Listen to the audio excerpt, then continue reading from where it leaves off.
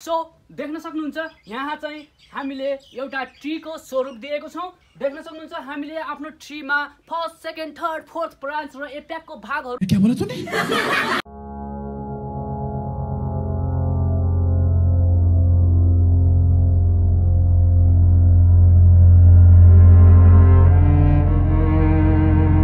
हाय हाय इतना सुकून। आज चाहिँ म तपाईहरुलाई सिकाउन गइरहेको छु पेन्जिङ बोन्साई स्टाइलको बारेमा र ढुङ्गामा कसरी बिरुवाहरू लगाउने भन्ने बारेमा। सो मेरो पछाडिपट्टि देखिरहनु भएको छ यो चाहिँ नेचुरल स्टोन अनि यो चाहिँ आर्टिफिशियल स्टोन्स। फर्स्ट कुरा त तपाईहरुले बुझ्नु पर्यो पेन्जिङ बोन्साई स्टाइल भनेको के हो भन्ने बारेमा। र पेन्जिङ बोन्साई स्टाइल भन्नाले हामी कुनै पनि नेचरहरू घुम्ने बेलामा ठुलो ठुलो पहाड ठुलो ठुलो चट्टानहरूमा बिरुवाहरू हुर्केको देख्न सकिन्छ।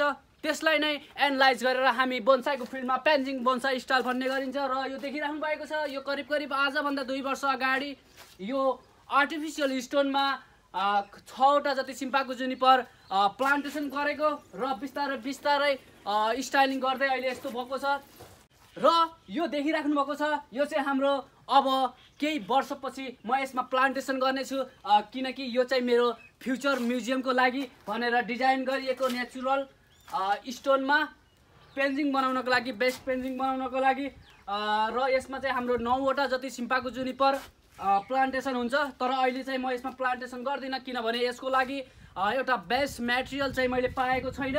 मसँग चाहिँ धेरै म्याटेरियल छ तर यसको यो जुन मेरो स्टोनको डिजाइन अनुसार चाहिँ कुनै पनि म्याटेरियल सुटेबल छैन। सो त्यही भएर आज चाहिँ म तपाईहरुलाई छुट्टै स्विङ साइजको पेन्जिङ बोन्साई स्टाइल बनाउन सिकाउन गइरहेको छु। को जरा सबर करो।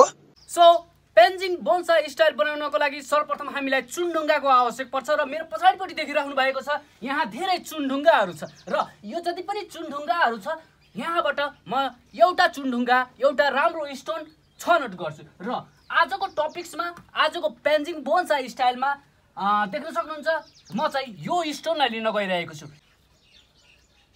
सो पटको पनि छनौट भइसकेको छ। देख्न सक्नुहुन्छ यो एउटा क्र्याक पट र पेन्जिङ बोन्साई स्टाइल बनाउनको लागि तपाईहरुको पटको हाइट एकदम सानो हुनुपर्ने हुन्छ करिब 2 इन्ची जति। सो देख्न सक्नुहुन्छ हाइट एकदम कम छ। बोम एन्ड बोम सब्स्क्राइब। सो फर्स्ट हामी यो पटलाई प्रिपेयर गर्छौं किनकि देख्न सक्नुहुन्छ यहाँनिर अलरेडी क्र्याक भइसकेको छ र यसलाई चाहिँ अझ नेचुरल पेन्जिङ लुक दिनको लागि हामीले यो जुन पोइन्ट देखिराख्नु भएको छ यसलाई चाहिँ थोरै क्र्याक गर्छौं यो भागहरू। त्यसपछि यो स्टोन देखिराख्नु भएको छ यो स्टोनलाई यो पटमा राम्रो तरिकाले एट्याचमेन्ट गर्छौं। त्यसपछि जुनिपर कम्बिङ चाहिँ हामी यसमा प्लान्टेसन गर्नेछौं। ओके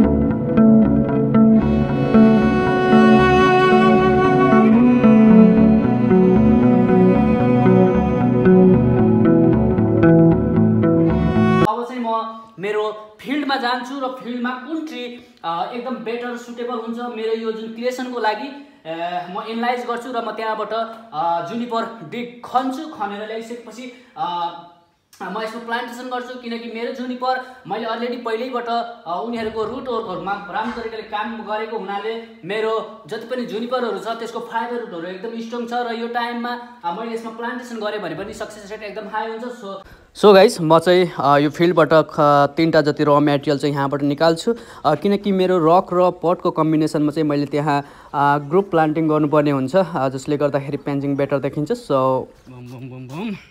गाइस 3टा जुन मटेरियल देखिराख्नु भएको छ यसको चाहिँ थोरै हामी रुटहरु जति पनि ओल्ड रुटहरु छ त्यो रुटहरु छनौट गरेर हामी यहाँबाट रिमुभ गर्छौं।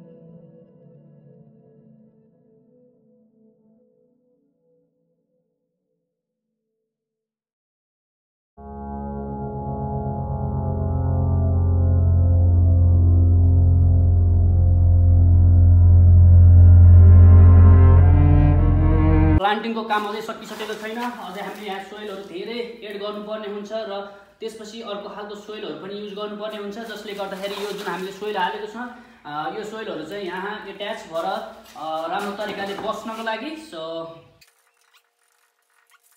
चाहिँ फर्स्ट हामी यो जुन प्लान्टिङको भाग छ यो भागलाई राम्रोसँग फाइनल प्रोसेस गर्छौँ। त्यसपछि जुन यो ब्रान्च देखिरहनु भएको छ सेकेन्डरी ब्रान्चहरूमा सिम्पल तरिकाले वायर गरेर एउटा फर्स्ट स्टाइलिङ क्रिएट गर्छौँ।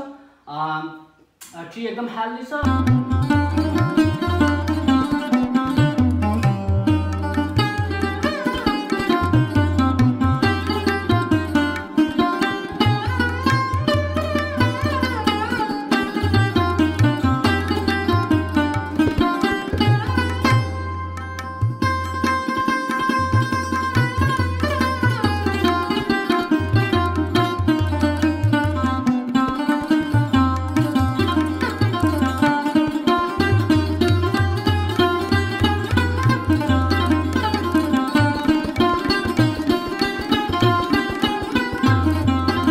जरा सबर करो। सो हामी फर्स्ट यसलाई वायर गर्छौँ, त्यसपछि हामी यो ब्याक ट्रीलाई वायर गर्छौँ, त्यसपछि यो अगाडिको फ्रन्ट ट्रीलाई वायर गर्छौँ। Okay, let's start.